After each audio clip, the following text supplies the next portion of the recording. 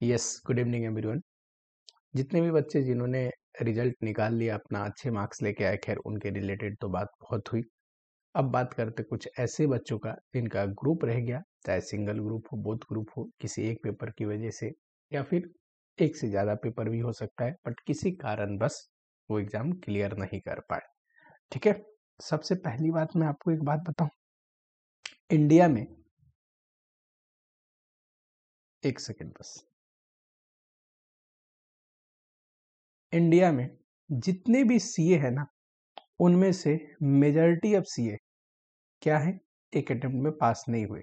कोई बड़ी बात नहीं है, ये नॉन बात है। आपको भी पता होगा, मुझे भी पता है। क्यों? क्योंकि सीए का जो रिजल्ट है ना, वो लिमिटेड है। सीए का रिजल्ट कंट्रोल्ड वे में आता है, बहुत रिजल्ट आता नहीं। तो ऑब्वियस सी बात है, हर एक इंसान एक अटेम्प्ट में पास हो जरूरी नहीं। सबसे पहले रिजल्ट नहीं निकला, हताश होने की जरूरत नहीं, कोई बहुत बड़ी चीज नहीं है। इसके अगला अटेम्प्ट आने वाला है मई 2025। इसके लिए अच्छे से अगर प्रिपरेशन करोगे तो 100% रिजल्ट आ जाएगा। ठीक है, इसलिए ज़्यादा टेंशन मत लो। ये कोई ऐसी इकलौता आप नहीं हो जिनका रिजल्ट नहीं आया। बहुत सारे बच्चे रिजल्ट नहीं आया, एंड डेफिनेटली इनमें से ही बहुत सारे बच्चे ऐसे हैं जो अगले अटेम्प्ट में अच्छा स्कोर करके पास होने वाले हैं। इसलिए रिजल्ट ना आना कोई बड़ी बात नहीं है, ज़्यादा मत सोचो। हाँ, एक अटेम्प्ट में पास हो गए या अच्छा मार्क्स आया, इट्स वेल एंड गुड, बढ़िया बात है। जितना बढ़िया परफॉर्मेंस करो उतना बढ़िया बात है। नहीं हो पाया तो डिप्रेस होने की जरूरत नहीं, टेंशन लेने की जरूरत नहीं।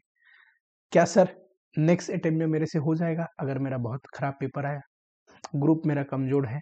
ठीक, तो ऐसे में क्या समझाऊं, एक एग्जाम्पल ले लेते हैं। ये एक बच्ची का पेपर रिजल्ट है, जरा मार्क्स देखो बच्चे का, ग्रुप 2 का। कॉस्ट एंड मैनेजमेंट अकाउंटिंग है ना, कॉस्टिंग के पेपर में कितना मार्क्स है? 85। Financial management and strategic management 84। Audit 74। Group clear है। और जो मार्क्स आया है ना, इसको क्या बोलोगे आप? Very good marks. ग्रुप में 85, 74 एंड 84 मार्क्स लेके आना और ग्रुप क्लियर करना, ग्रुप 2 क्लियर करना, ये कम मार्क्स तो है नहीं। इस बच्ची का लास्ट अटेम्प्ट में ये ग्रुप क्लियर नहीं हुआ था। ठीक, कितना मार्क्स आया था? कॉस्टिंग की वजह से रह गया था, 37 मार्क्स आए थे कॉस्टिंग में।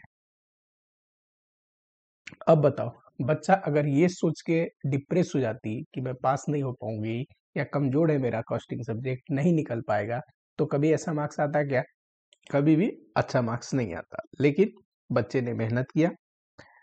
पिछले अटेम्प्ट में ग्रुप नहीं निकला था, इस अटेम्प्ट में सिर्फ ग्रुप निकला नहीं। वेरी वेरी, मतलब इस परफॉर्मेंस को आप खुद देख के इवेलुएट करो, जरा कमेंट बॉक्स में लिखना। जिस बच्चे से पिछले अटेम्प्ट में एग्जामिशन नहीं आई होगी, अटेम्प्ट में ग्रुप नहीं निकला, हर एक पेपर में बच्चे ने एग्जामिशन लाया। ठीक, एंड मोर ओवर, अब आपके टॉपिक पे आते हैं। अगर कोई बच्चा है जिसका कोई सब्जेक्ट वीक है, बच्चे के मन में ख्याल आ सकता है कि सर मैं निकाल पाऊंगा कि नहीं। आप निकाल नहीं, आप 80 प्लस लेके आने की क्षमता रखते हो। अगर इसी बच्चे का मैं मार्क्स नहीं पता था पिछले अटेम्प्ट का कि 37 मार्क्स आया था, तो आप बिलीव करते 85 मार्क्स लाने वाला बच्चा 37 लेके आया था। ठीक, बच्ची है। एंड दूसरी चीज, ये एग्जाम्पल मैंने सुबह में भी वीडियो में दिया था आपको, किसी और बच्चे का जिसका 76 आया था और उसी पेपर में पिछले अटेम्प्ट में फेल हुआ था। यानी कि जो भी है ना वीकनेस, उस पर काम करके उसको ठीक कर सकते हैं। सिलेबस क्या है? एक प्री डिटरमाइंड चीजें हैं, लिखी हुई चीजें, पढ़ना है, समझना है और उसको अच्छे से लिखना है।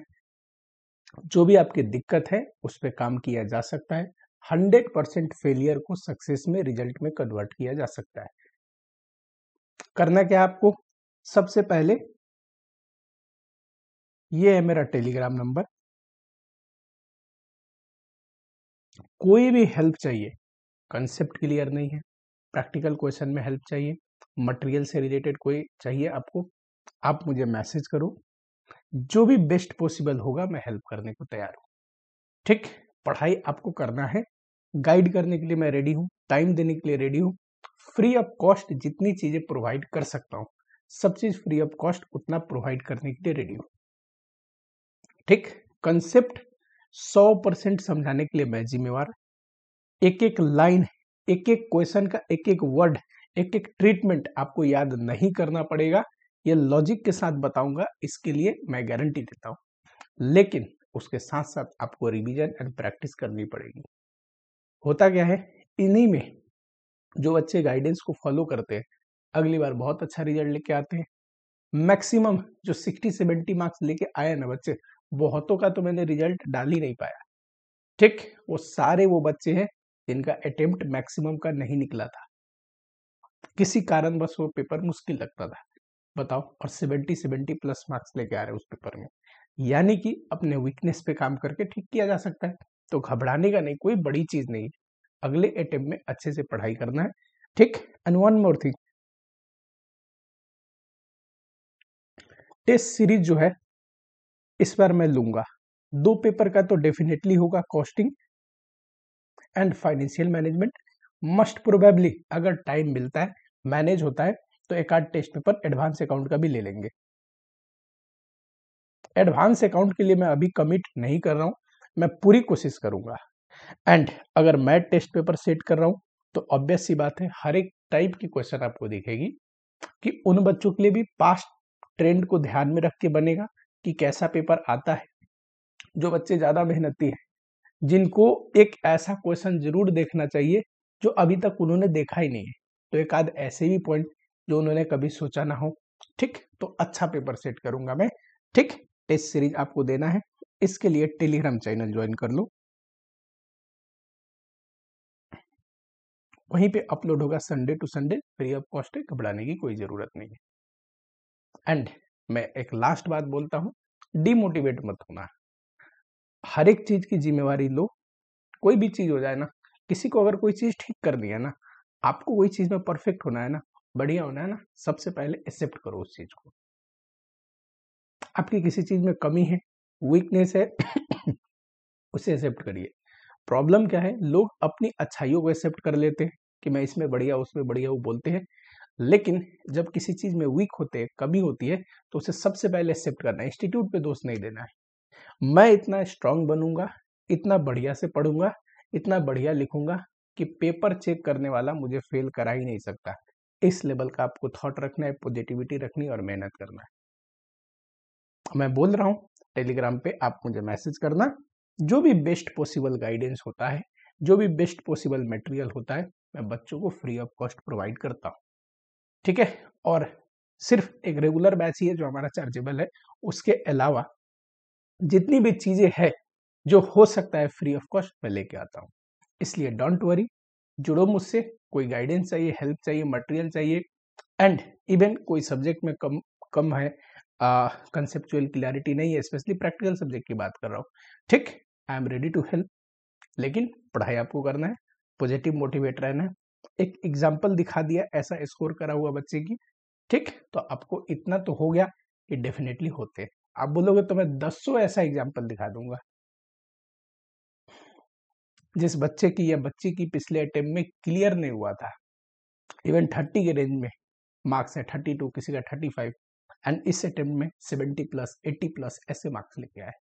तो यानी कि एक अटेम्प्ट में ऐसा क्या हो गया, ऐसा थोड़ी ना बच्चा पहले बहुत कमजोर था, अब सरस्वती माता की कृपा हो गई, ऐसा नहीं होता है। ठीक, आप मेहनत करोगे, भगवान खुद साथ देंगे। मेहनत आपको करनी है, समझना है। जब कोई चीज समझ जाओगे ना अच्छे से और उसको थोड़ा प्रैक्टिस कर लोगे, तो एग्जाम में क्वेश्चन आएगा, आप कंफ्यूज नहीं होगे, फिर आप ट्रीटमेंट भी करोगे और सही ट्रीटमेंट करोगे। इसलिए ये सब चीज क्योर किया जा सकता है, सब कमियों पे काम किया जा सकता है, सब चीज को बेहतर बनाया जा सकता है। बस करना क्या है, सबसे पहले आज रिलैक्स करो, अपनी चीजों को लिखो, किस सब्जेक्ट में कितना आपको आया, क्या प्रॉब्लम है, कौन से सब्जेक्ट वीक है, ठीक, एंड उस पर प्लान करके प्रॉपर तरीके से काम करने की जरूरत है। मैंने बोला ना, फेल होना कोई बड़ी बात नहीं है।